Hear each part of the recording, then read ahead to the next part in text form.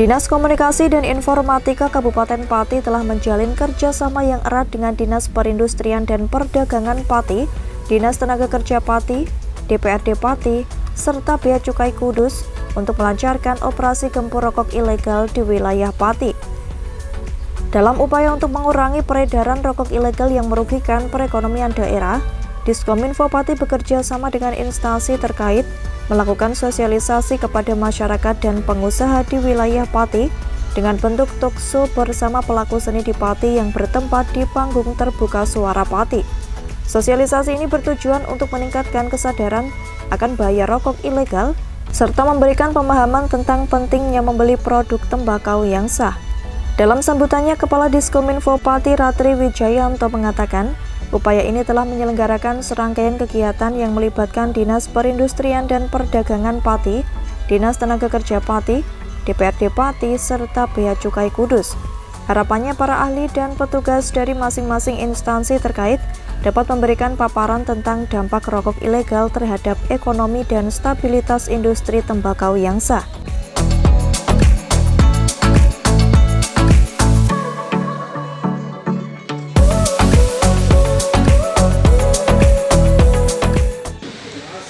Secara prinsip memang kita lakukan dalam rangka untuk menyosialisasikan untuk mengeliminir keberadaan rokok ilegal. Nanti akan disampaikan oleh Bapak Ibu narasumber terkait dengan dana bagi hasil cukai dan tembakau. Jadi memang dalam kesempatan ini kami dari Dinas Komunikasi dan Informatika support terhadap kebijakan yang telah diarahkan oleh pemerintah pusat dalam hari ini dari Kementerian Keuangan untuk mendukung sosialisasi keberadaan gempur rokok ilegal di Kabupaten Pati. Kita harus selalu yakin dan berpikir positif bahwa memang apa yang kita lakukan ini pasti nantinya akan mendapat respon yang baik. Jadi mungkin ini informasi juga Pak Sandy, jadi sepanjang pengetahuan kami di Kabupaten Pati itu sudah punya kearifan lokal yang namanya tukang bangunan, kepala tukang, buruh tani, buruh yang bekerja di perkebunan itu kalau mereka bekerja sudah ngarani, mereka tidak mau menerima rokok yang tidak berpita cukai. Karena ini forumnya resmi, jadi saya tidak menyebutkan merek. Tapi memang ada merek itu jelas berpita cukai. Jadi ini salah satu kearifan lokal yang mungkin dimiliki Kabupaten Pati. Saya kurang tahu, nanti bisa dijelaskan di kabupaten lain ada fenomena seperti itu apa tidak. Jadi dalam hal ini satu fakta yang saya sampaikan di Kabupaten Pati ya. Kemudian selanjutnya kami berharap kepada masyarakat nantinya seandainya menemukan peredaran rokok ilegal, kami dari Diskominfo Kabupaten Pati juga sudah mengelola kanal aduan.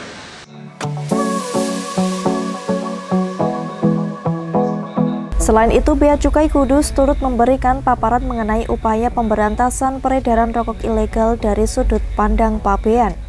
Sandi Hendratmo Sopan, Kepala Seksi Penyuluhan dan Layanan Informasi Bea Cukai Kudus, menjelaskan tentang strategi yang diimplementasikan untuk mendeteksi dan menghentikan penyelundupan rokok ilegal ke wilayah Pati. Bea Cukai Kudus juga memberikan informasi tentang sanksi hukum yang akan diberlakukan bagi pelaku perdagangan rokok ilegal. Mengingat jika rokok ilegal dapat digempur, maka manfaat dari dana bagi hasil cukai dan hasil tembakau dapat dimanfaatkan untuk sektor yang terkait langsung dengan kepentingan masyarakat. Terlebih pengenaan cukai hasil tembakau, cukai rokok, salah satu kebijakan pemerintah membatasi konsumsi barang-barang berdampak buruk bagi masyarakat. Kalau kita lihat nih Pak, jadi target kita kalau kita lihat di Kudus itu 39,8 itu kan stok kami terbesar. Kemudian 3% dikembalikan ke pemerintah daerah. Kalau kita tahu bahwa dari DBHCHT yang dikembalikan ke pemerintah itu kan diatur oleh masing-masing pemerintah daerah. Tetapi sudah dikhususkan gitu untuk DBHCHT. Yang pertama kalau kita lihat, yang pertama itu untuk peningkatan kualitas bahan baku. Jadi memang ditujukan untuk petani gitu ya.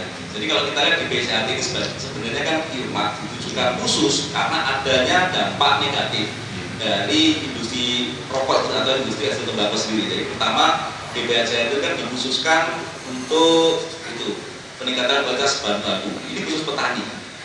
Kemudian yang kedua itu untuk pembinaan industri. Nah, ini kan terkait dari Disdagperli, jadi baik dari pabrikannya maupun juga tenaga kerjanya industri. Kemudian yang ketiga itu untuk pembinaan sosial. Nah, pembinaan sosial ini kan, lingkungan sosial ini kan baik untuk para perokok yang sebenarnya membayar cukai itu kan para perokok, ataupun para masyarakat sekitar yang terkena dampak rokoknya gitu kan ya.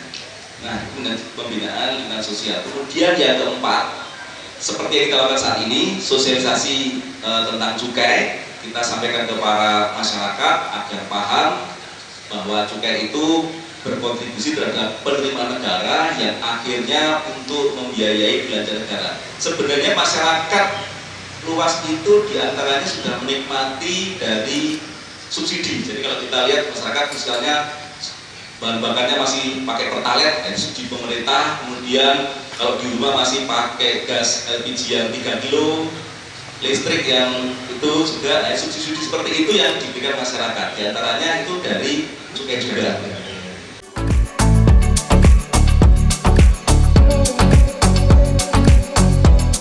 Dalam sosialisasi tersebut, Dinas Perindustrian dan Perdagangan Pati memberikan pemahaman tentang pentingnya mengedepankan produk tembakau yang legal dan terdaftar secara resmi.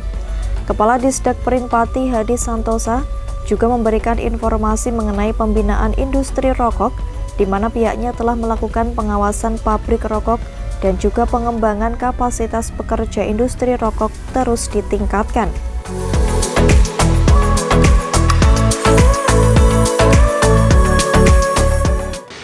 Seperti yang disampaikan oleh Pak Sakti tadi, bahwa kenaikan cukai tembakau untuk rokok ini tentu saja akan berpengaruh pada harga rokok yang cenderung pasti dinaikkan oleh para pengusaha rokok.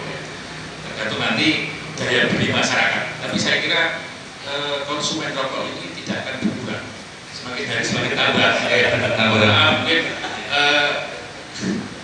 kita lihatlah di realitas di lapangan, anak-anak itu sudah merokok, jadi keyakinan. Tapi bukan itu maksud tujuan rokok sebenarnya. Terus saja dengan kenaikan cukai akan menaikkan harga jual juga. Kemudian mungkin juga pengusaha ini juga mengurangi volume produksi, karena mungkin penjualan cenderung menurun. Tapi saya sampaikan tadi penjualan cenderung menurun, tapi tidak terlalu signifikan. Dan sebagai informasi untuk pabrik rokok yang di Pati ini memang pasarnya memang justru tidak di Pati. Kebanyakan keluar, bahkan kita akan keluar Jawa, kebanyakan seperti itu. Jadi produktivitas memang agak terpengaruh oleh kenaikan harga cukai, tapi mungkin ke depan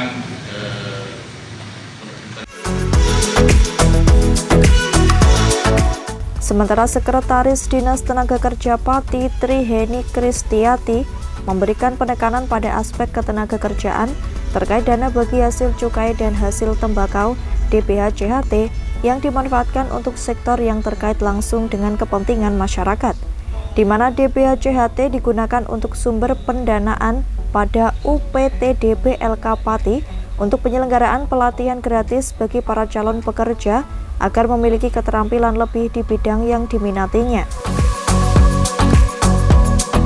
Mungkin Bu ini bisa memberikan sedikit gambaran. Terima kasih. Untuk Dinas Tenaga Kerja sebagai salah satu UPD yang mengambil kegiatan yang bersumber dari DPH-JHT, kami melakukan melalui UPTD Balai Latihan Kerja melakukan pelatihan di sini untuk masyarakat umum dan juga untuk keluarga buruh.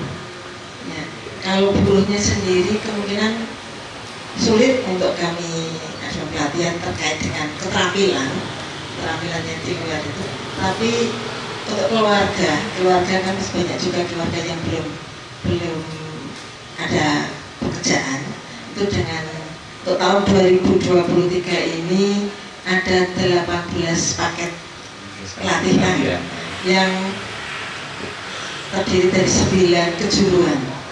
Misalnya ada menjahit, ada buat batik tulis, dan desain grafis, las, tata boga, dan keterampilan kecantikan untuk rambut dan kulit. Kemudian juga untuk servis sepeda motor, ada teknik AC, dan juga untuk meubiler. Dan tiap satu paket kita dan pelatihan itu 16 orang setiap paketnya di tahun 2023 ini.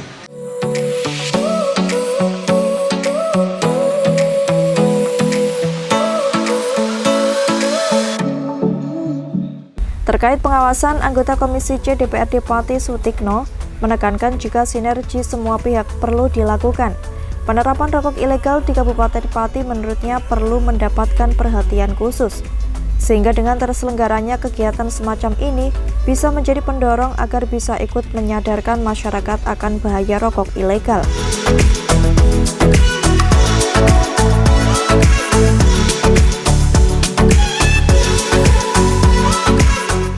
Saya kira untuk perlu kita ketahui bahwa dengan adanya sosialisasi gempur rokok ilegal ini tentu saja akan memberi pengetahuan kepada masyarakat agar tidak menggunakan rokok ilegal, sehingga dengan harapan nanti pengguna atau yang memakai rokok itu harus pakai rokok resmi, sehingga juga yang kita hasilkan dari pengguna itu bisa kita manfaatkan lagi untuk kebutuhan masyarakat di Kabupaten Pati, yang mana tadi disebutkan bahwa untuk penggunaan dana DPH CHT itu yang 50% untuk kesejahteraan rakyat, kemudian yang 40% untuk kesehatan, dan yang 10% untuk sosialisasi dan untuk gempur rokok ilegal.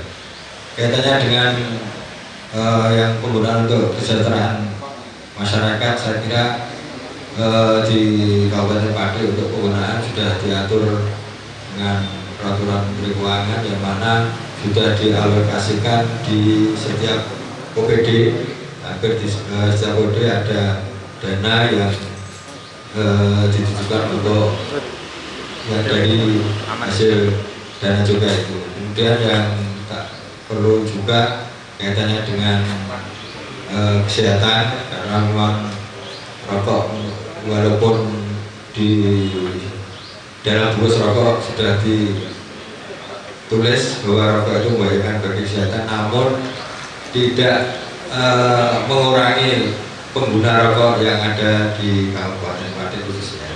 Untuk itu kaitannya dengan bidang kesehatan juga sudah dimanfaatkan untuk perbaikan sarana kesehatan dan yang ada di puskesmas, sehingga dana tersebut bisa dimanfaatkan oleh masyarakat sekitarnya dalam hal untuk menunjang kesehatan.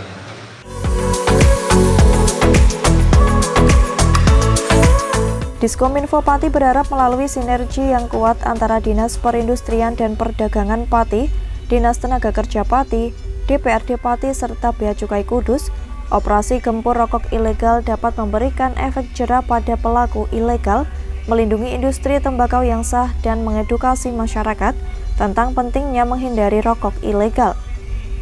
Tim Liputan Simpang 5 TV melaporkan.